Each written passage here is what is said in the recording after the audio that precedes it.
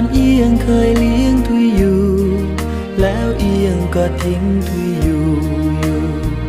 ตัวเดียวเอกาเอียงเคยคุยขี่หลังทุยเที่ยวชมท้องนาเดี๋ยวนี้ไม่มาเห็นหน้าว่าเจ้าเป็นฉันใดนกเอียงจ้าก่อนเอียงเคยร้องเพลงแจ้วเสียงเพลงยังก้องดังแววอยู่ในห่วงฤทัย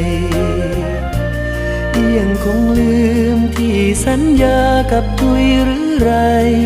ถึงจึงทอดทิ้งทุยได้ไหมอะไรเสียเลยเมื่อก่อนยามเย็นสองเราเดินเล่นริมทุ่งกลิ่นโคลนที่เคยจะรุมเจ้าลืมแล้วหรือเอ่ยเจ้าไปอยู่หนไหนหนใดเล่าเอ่ยไม่คิดถึงทุยเลยทิ้งทุยสูบซ้อนกเอียงจ้า